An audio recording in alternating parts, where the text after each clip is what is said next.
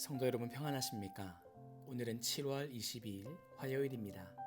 오늘도 주님의 말씀과 함께 기쁨, 감사, 은혜의 풍성한 하루 되시기를 바랍니다. 오늘 우리가 함께 묵상할 하나님의 말씀은 에스겔서 3장 26절입니다. 내가 내 혀를 내 입 천장에 붙게 하여 내가 말 못하는 자가 되어 그들을 꾸짖는 자가 되지 못하게 하리니 그들은 패역한 족속임이니라. 아멘. 문자 메시지, 카카오톡, 유튜브, 요즘 가장 대표적인 이야기 나눔터입니다. 이외에도 여러 다양한 플랫폼들을 통해서 분초마다 수백, 수천 건의 이야기와 의견, 비판과 조언이 넘쳐납니다. 이런 것들 중에는 신앙과 하나님의 말씀 또한 크게 한 몫을 합니다. 그렇기 때문에 우리는 반드시 이렇게 질문해 볼 필요가 있습니다. 내 말이 정말 하나님의 말씀인가? 하나님의 말씀이라고 말하면서도 그 말의 실체는 내 상처와 분노, 불안과 불만을 쏟아낸 것은 아니었는가?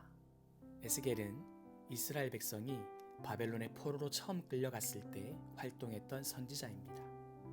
포로로 잡혀간 상황. 그래서 우리는 에스겔서를 볼 때 은연중에 위로의 말이나 축복의 말을 기대합니다. 하지만 에스겔서는 그런 메시지가 아닙니다. 오히려 정반대인 심판의 메시지입니다. 왜 그랬을까요?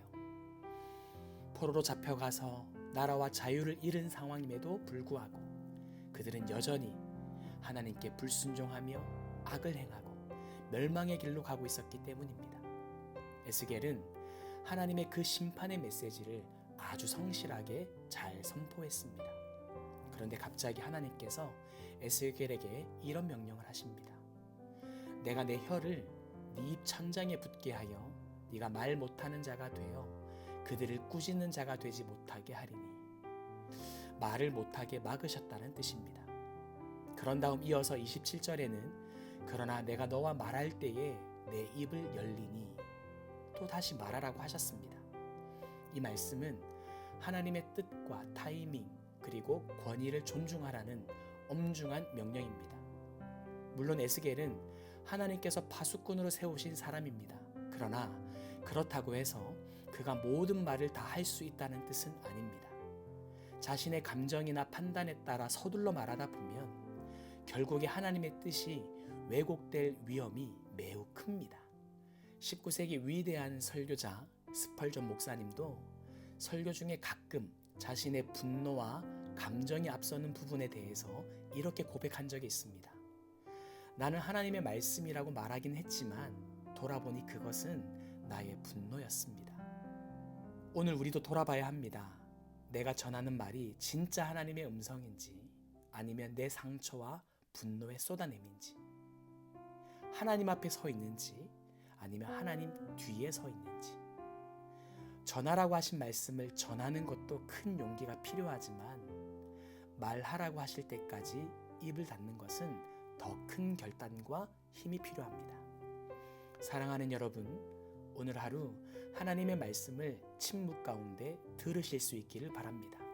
그리고 그 말씀 가운데 내 가족들과 친구들에게 해야 할 말과 하지 말아야 할 말을 구분함으로 감정과 분노를 포장하지 않는 진실한 믿음의 사람이 되시기를 축복합니다. 기도하겠습니다.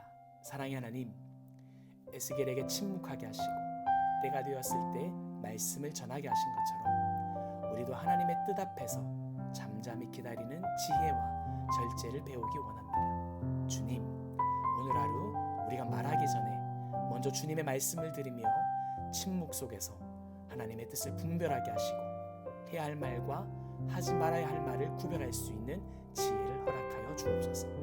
예수님의 이름으로 기도드립니다.